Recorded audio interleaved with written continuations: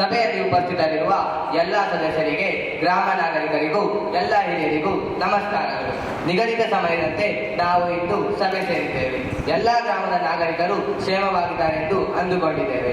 ಈ ಸಭೆಯಲ್ಲಿ ಮೊದಲಿಗೆ ಹಿಂದಿನ ಸಭೆಯಲ್ಲಿ ತೆಗೆದುಕೊಂಡ ನಿರ್ಣಯಗಳನ್ನು ಪರಿಶೀಲಿಸೋಣ ಹಾಗೂ ಅವುಗಳ ಜೊತೆಗೆ ಮತ್ತೆ ಹೊಸ ನಿರ್ಣಯಗಳನ್ನು ನಮ್ಮ ಅನುದಾನದ ಆಧಾರದ ಮೇಲೆ ನಿರ್ಧರಿಸೋಣ. ಈ ಸಭೆಯ ಪ್ರತಿಯೊಬ್ಬ ಸದಸ್ಯರು ಸಮಾಧಾನವಾಗಿ ತಮ್ಮ ತಮ್ಮ ಸಲಹೆ, ಸೂಚನೆ, ಅಭಿಪ್ರಾಯಗಳನ್ನು ತಿಳಿಸುವಿರೆಂದು ತಿಳಿದು ಈ ಮೂಲಕ ಎಲ್ಲರನ್ನೂ ಸ್ವಾಗತ ಕೋರುತ್ತಾ ಸಭೆಯನ್ನು ಆರಂಭಿಸೋಣ. ಕಾರ್ಯದರ್ಶಿಗಳೇ, ಸಭೆಯನ್ನು ಆರಂಭಿಸಿ. ಸಭೆಯಲ್ಲಿ ಉಪಸ್ಥಿತರಿರುವ ಎಲ್ಲರಿಗೂ ನಮಸ್ಕಾರಗಳು.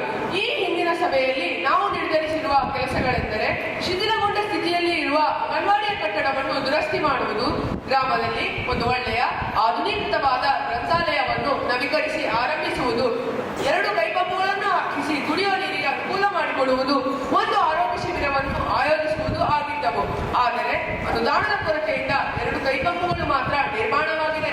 ಉಳಿದವು ಎಲ್ಲ ಇನ್ನೂ ಬಾಕಿ ಹಾಗೆ ಉಳಿದುಕೊಂಡಿವೆ. ಯಾವುದೇ ಕೆಲಸ ಪೂರ್ಣಗೊಂಡಿಲ್ಲ.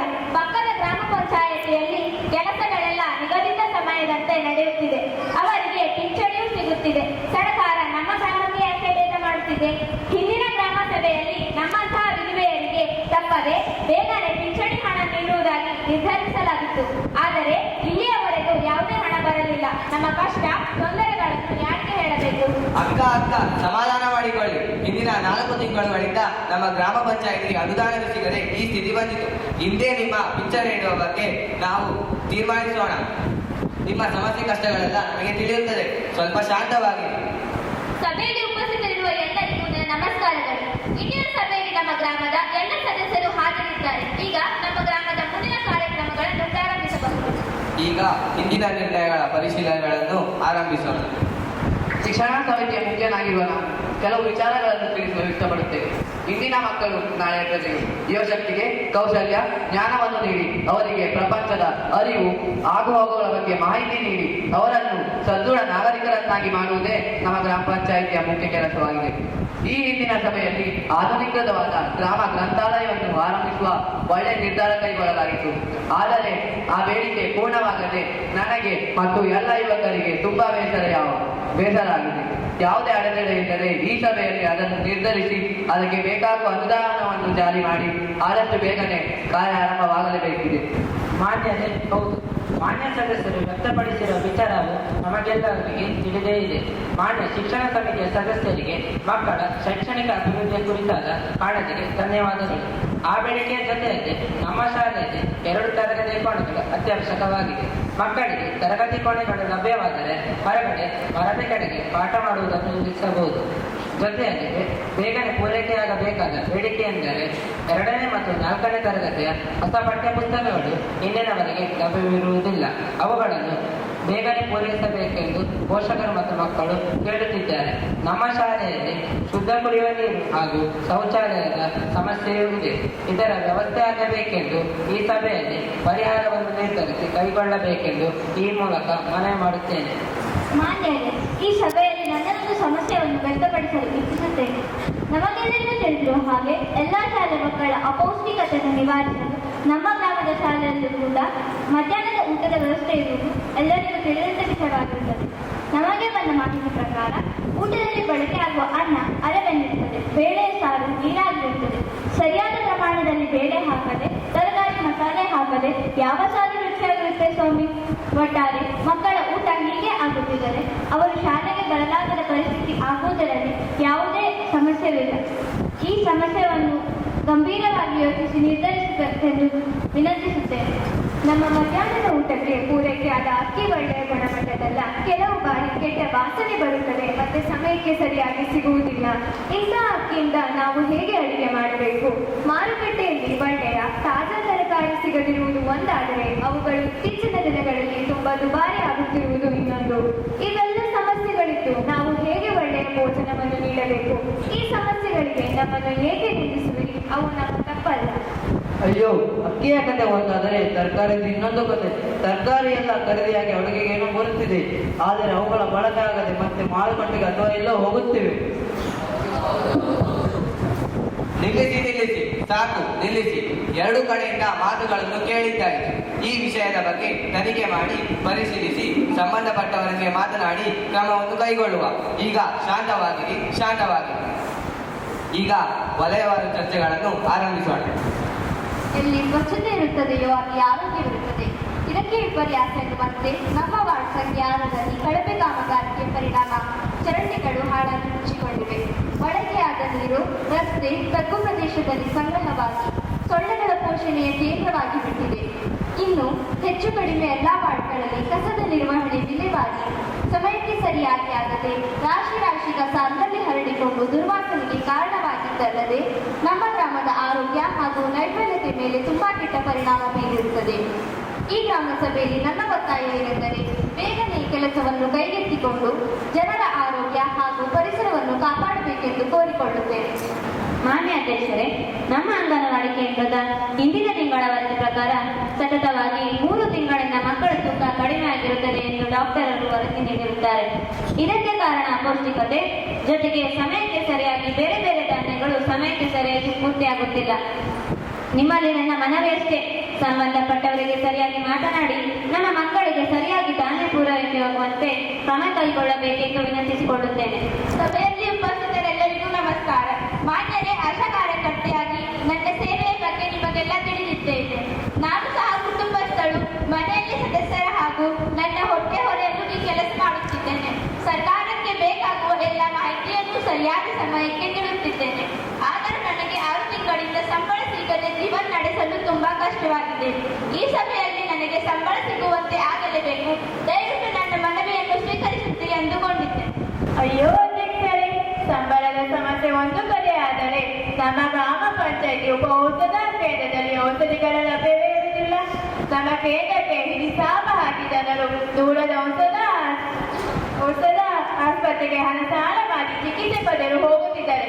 ದಯವಿಟ್ಟು ಈ ಸಮಸ್ಯೆಗೂ ಈ ಸಭೆಯಲ್ಲಿ ಪರಿಹಾರ ಕೊಡಿ. ಸಭೆಯ ಗಮನಕ್ಕೆ ನನ್ನದೊಂದು ಸಲಹೆ. ಚರಂಡಿ ದುರಸ್ತಿ, ಕೆರೆಗಳ ಸ್ವಚ್ಛತೆ ಹಾಗೂ ಹೂಡು ತಿಳಿಸಲಿಕ್ಕೆ ಕೇಂದ್ರೀಯ ಸರ್ಕಾರದ ಜನಪ್ರಿಯ ಯೋಜನೆಯಾದ ಮಹಾತ್ಮ ಗಾಂಧಿ ರಾಷ್ಟ್ರೀಯ ಉದ್ಯೋಗ ಗ್ಯಾರಂಟಿ ಯೋಜನೆ ನಮಗೆಲ್ಲರಿಗೂ ಗೊತ್ತೇ ಇದೆ.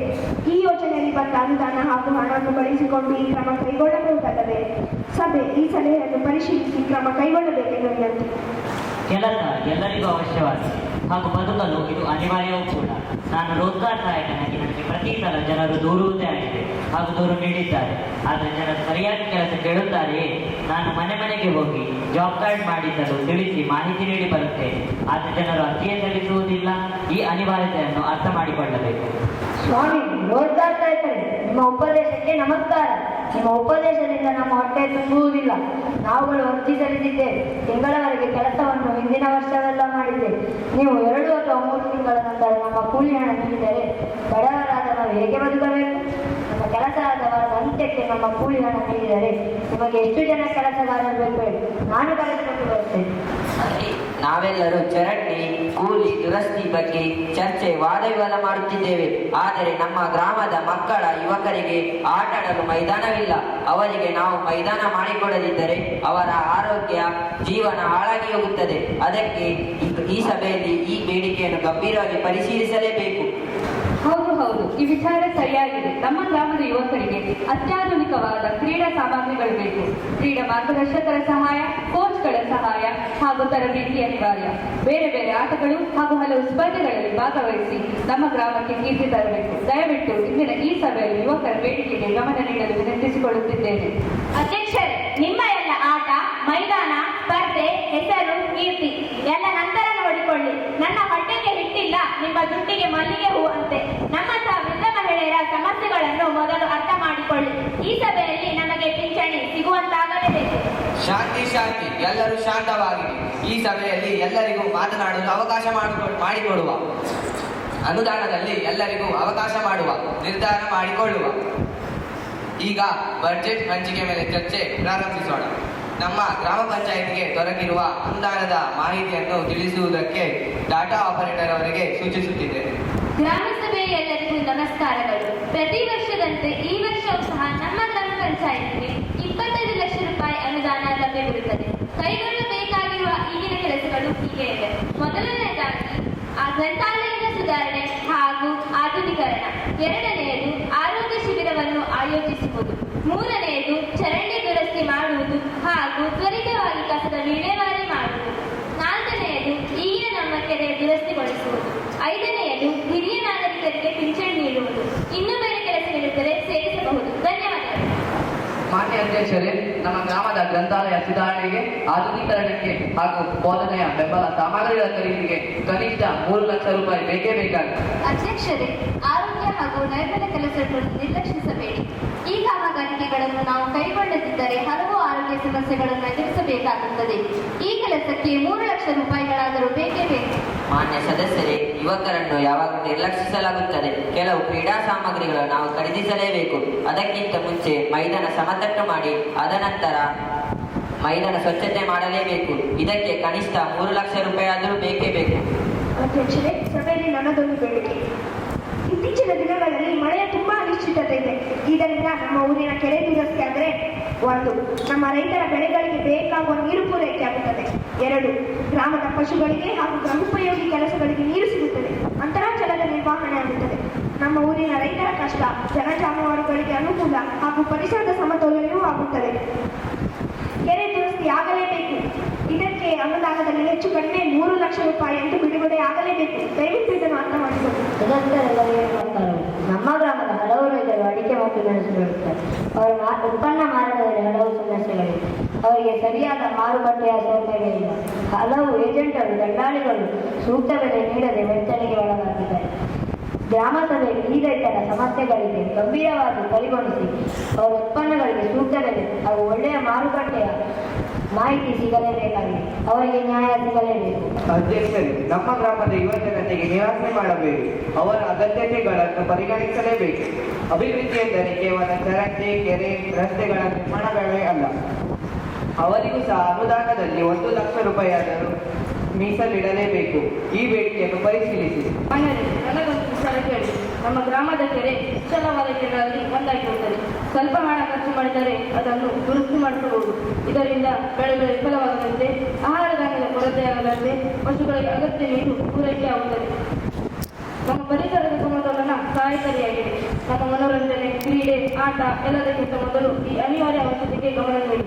ಯುವಕರ ಜೀವನದಲ್ಲಿ ಕೌಶಲ್ಯ ಕಲಿಯದಿದ್ದರೆ, ಮನೋರಂಜನೆವಿಲ್ಲದಿದ್ದರೆ ನಾಳೆಯೊಂದು ನಿಮ್ಮ ಹೊಲಗಳು ಹಾಗೂ ತೋಟಗಳಲ್ಲಿ ಯಾರು ಕೆಲಸ ಮಾಡುತ್ತಾರೆ? ಹೌದು. ಇಂದಿನ ದಿನಗಳಲ್ಲಿ ವಿವಿಧ ರೀತಿಯ ಕೌಶಲ್ಯಗಳನ್ನು ಕಲಿಯಲೇಬೇಕು. ಇದು ಯುವಕರಿಗೆ ಅತ್ಯವಶ್ಯಕವಾಗಿದೆ. ಅದಕ್ಕೆಲ್ಲ ಮುಖ್ಯ ಅಡಿಪಾಯವೆಂದರೆ ಹಳ್ಳಿಯಲ್ಲಿ ಮಕ್ಕಳು ಒಳ್ಳೆಯ ರೀತಿಯ ಶಿಕ್ಷಣವನ್ನು ಪಡೆಯಲೇಬೇಕು. ಅವರು ಜ್ಞಾನಿಗಳಾಗಬೇಕು ಹಾಗೂ ವಿವಿಧ ರೀತಿಯ ಕೌಶಲ್ಯಗಳನ್ನು ಬಳಸಿ ಯುವಕರು ನಮ್ಮ ಹಳ್ಳಿಗೆ ಒಳ್ಳೆಯ ಹೆಸರನ್ನು ಗಳಿಸಬೇಕು. ಇದರಿಂದಾಗಿ ನಮ್ಮ ಗ್ರಾಮ ಸಭೆಗೆ ಹಾಗೂ ಗ್ರಾಮಕ್ಕೆ ಒಳ್ಳೆಯ ಹೆಸರು, ಕೀರ್ತಿ ಬಂದು ಒಳ್ಳೆಯ ಬದಲಾವಣೆ ಆಗುತ್ತದೆ. ಮತ್ತೆ ನಮ್ಮ ಬಗ್ಗೆ ಏನು ನಿರ್ಧರಿಸಿದ್ದೀರಿ? ಈ ಬಾರಿ ನಮಗೆ ಪಿಂಚಣಿ ಇಲ್ಲವಾದರೆ ನಾವು ನಿಮ್ಮ ಗ್ರಾಮ ಪಂಚಾಯಿತಿಯ ಕಚೇರಿ ಮುಂದೆ ಎಲ್ಲಾ ಪಿಂಚಣಿದಾರರು ಅಮರಣ ಉಪವಾಸ ಸತ್ಯಾಗ್ರಹ ಮಾಡುತ್ತೇವೆ. ನಾವೆಲ್ಲ ಸತ್ತ ಮೇಲೆ ನೀವು ಪಿಂಚಣಿಯನ್ನು ನೀಡುವಿರೇನು ನೋಡೋಣ. ಶಾಂತಿ. ಸಭೆಯಲ್ಲಿ ಎಲ್ಲರೂ ಶಾಂತವಾಗಿ ಇದ್ದು ಶಿಸ್ತನ್ನು ಕಾಪಾಡಬೇಕು. ಇರುವ ಅನುದಾನವನ್ನು ನಮ್ಮ ಆದ್ಯತೆಯ ಆಧಾರದ ಮೇಲೆ ಎಲ್ಲ ಸಮಸ್ಯೆ, ಅಭಿವೃದ್ಧಿ ಕಾರ್ಯಗಳಿಗೆ ನ್ಯಾಯಯುತವಾಗಿ ಹಂಚುವ. ಅನುದಾನದ ಲಭ್ಯತೆ ಮೇಲೆ ಎಲ್ಲರೂ ನ್ಯಾಯಯುತವಾಗಿ ಹಂಚುವ ಹಾಗೂ ನಿರ್ಧಾರ ಮಾಡಿಕೊಳ್ಳುವ. ಈಗ ಗ್ರಾಮ ಸಭೆಯ ಸದಸ್ಯರೊಂದಿಗೆ ಹಾಗೂ ಹಿರಿಯರೊಂದಿಗೆ ಚರ್ಚೆ ಮಾಡಿ ಅನುದಾನವನ್ನು ಈ ಕೆಳಗಿನಂತೆ ಅಭಿವೃದ್ಧಿ ಕಾರ್ಯಗಳಿಗೆ ಬಳಸಲು ನಿರ್ಧರಿಸಲಾಗಿದೆ. ಚರಂಡಿಗಳ ನಿರ್ಮಾಣ ಹಾಗೂ ದುರಸ್ತಿಗೆ 3.5 ಲಕ್ಷ ರೂಪಾಯಿ ನಿಗದಿಪಡಿಸಲಾಗಿದೆ. ರಸ್ತೆಗಳ ದುರಸ್ತಿ, ನಿರ್ಮಾಣ ಹಾಗೂ ಬೀದಿ ದೀಪಗಳಿಗೆ 3 ಲಕ್ಷ ರೂಪಾಯಿ ನಿಗದಿಪಡಿಸಲಾಗಿದೆ. ನಮ್ಮ ಗ್ರಾಮದ ಆರೋಗ್ಯ ಕೇಂದ್ರ ನಿರ್ವಹಣೆಗೆ 2 ಲಕ್ಷ ರೂಪಾಯಿ ನಿಗದಿಪಡಿಸಲಾಗಿದೆ. ಶಾಲಾ ಕೊಠಡಿ ನಿರ್ಮಾಣ ಹಾಗೂ ಕುಡಿಯುವ ಶುದ್ಧ ನೀರಿನ ಪೂರೈಕೆಗೆ 2 ಲಕ್ಷ ರೂಪಾಯಿ ನಿಗದಿಪಡಿಸಲಾಗಿದೆ. ನಮ್ಮ ಗ್ರಾಮದ ಹಿರಿಯ ನಾಗರಿಕರ ಪಿಂಚಣಿ ಹಾಗೂ ಅಂಗನವಾಡಿ ಕಾರ್ಯಕರ್ತರ ವೇತನಕ್ಕೆ 2 ಲಕ್ಷ ರೂಪಾಯಿ ನಿಗದಿಪಡಿಸಲಾಗಿದೆ. ಊರಿನಲ್ಲಿ ಕಸದ ವಿಲೇವಾರಿ ಹಾಗೂ ಸ್ವಚ್ಛತೆಗೆ 1 ಲಕ್ಷ ರೂಪಾಯಿ ನಿಗದಿಪಡಿಸಲಾಗಿದೆ. ಯುವಕರ ಕ್ರೀಡೆ ಹಾಗೂ ಸಾಂಸ್ಕೃತಿಕ ಕಾರ್ಯಕ್ರಮಗಳಿಗೆ 2 ಲಕ್ಷ ರೂಪಾಯಿ ನಿಗದಿಪಡಿಸಲಾಗಿದೆ. ನಮ್ಮ ಗ್ರಾಮದ ಕೆರೆಯ ದುರಸ್ತಿ ಹಾಗೂ ನಿರ್ವಹಣೆಗೆ 3 ಲಕ್ಷ ರೂಪಾಯಿ ನಿಗದಿಪಡಿಸಲಾಗಿದೆ. ಗ್ರಂಥಾಲಯ ಕಟ್ಟಡ ದುರಸ್ತಿ ಹಾಗೂ ಸಾಮಗ್ರಿ ಖರೀದಿ, ಇಂಟರ್ನೆಟ್ ಸೇವೆ ಇತ್ಯಾದಿಗೆ 2 ಲಕ್ಷ ರೂಪಾಯಿ ನಿಗದಿಪಡಿಸಲಾಗಿದೆ. ರೈತರ ಮಾಹಿತಿ ಮಾರ್ಗದರ್ಶನ ಕೇಂದ್ರಗಳಿಗೆ 2.5 ಲಕ್ಷ ರೂಪಾಯಿ ನಿಗದಿಪಡಿಸಲಾಗಿದೆ. ಇದಕ್ಕೆಲ್ಲ ನಿಮ್ಮ ಸಹಮತ ಇದೆ ಎಂದು ಭಾವಿಸಿರುತ್ತೇನೆ. ಈಗ ಸಮುದಾಯ ಮತ್ತು ಪರಿಸರದ ಪ್ರಸ್ತಾವನೆಗಳನ್ನು ಆರಂಭಿಸೋಣ. ಮಾನ್ಯ, ನನ್ನದೊಂದು ಸಲಹೆ. ಇತ್ತೀಚಿನ ದಿನಗಳಲ್ಲಿ ಸಾಮೂಹಿಕ ಅಡುಗೆ ಮಾಡುವ ವ್ಯವಸ್ಥೆಯಲ್ಲಿ ಅಡುಗೆ ತೋಟಗಳು ಬಹಳ ಜನಪ್ರಿಯವಾಗಿವೆ. ಅದರಲ್ಲಿ ಅಂಗನವಾಡಿಗಳಿಗೆ ಬೇಕಾಗುವ ಬಹುತೇಕ ವಿಧವಾದ ತರಕಾರಿಗಳನ್ನು ಮಕ್ಕಳ ಸಹಾಯದಿಂದ ಬೆಳೆಸಬಹುದು. ಅಂಗನವಾಡಿಗೆ ತುಂಬಾ ತಾಜಾ ತರಕಾರಿಗಳು ಸ್ವಲ್ಪ ಖರ್ಚಿನಲ್ಲಿ ಸಿಗುತ್ತದೆ. ಮಧ್ಯಾಹ್ನದ ಭೋಜನ ಗುಣಮಟ್ಟ ಒಳ್ಳೆಯದಾಗಿ ರುಚಿಯಾದ ಊಟ ಸಿಗುತ್ತದೆ. ಇದರಿಂದ ಮಕ್ಕಳ ಅಪೌಷ್ಟಿಕತೆಯನ್ನು ಕಡಿಮೆ ಮಾಡಿ ಒಳ್ಳೆ ಆರೋಗ್ಯ ಸಹ ಕಾಪಾಡಿದಂತೆ ಹಾಗೂ ಹಾಜರಾತಿ ಸಹ ಹೆಚ್ಚು ಆಗುತ್ತದೆ. ಈ ಸಲಹೆಗೆ ಸ್ಪಂದಿಸಿದರೆ ನಮ್ಮ ಗ್ರಾಮದ ಅಂಗನವಾಡಿಗೆ ಸಮಸ್ಯೆ ಇಲ್ಲದಂತೆ ಆಗುತ್ತದೆ. ಈ ಸಲಹೆಯನ್ನು ಪರಿಶೀಲನೆ ಮಾಡಬೇಕು. ಹೌದು, ಈ ಸಲಹೆ ಒಳ್ಳೆಯದಾಗಿದೆ. ಅಧ್ಯಕ್ಷರೇ, ನೀವಿದನ್ನು ಪರಿಗಣಿಸಲೇಬೇಕು.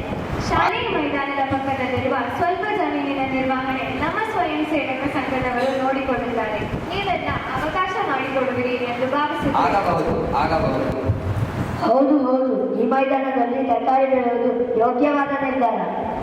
ಅಧ್ಯಕ್ಷರೇ, ಗ್ರಂಥಾಲಯದಲ್ಲಿ ಅಂತರ್ಜಾಲ ನಿರ್ವಹಣೆಯನ್ನು ನಮ್ಮ ಸ್ವಯಂ ಸೇವಕರು ನಿರ್ವಹಿಸಲು ನೀಡಿರಿ.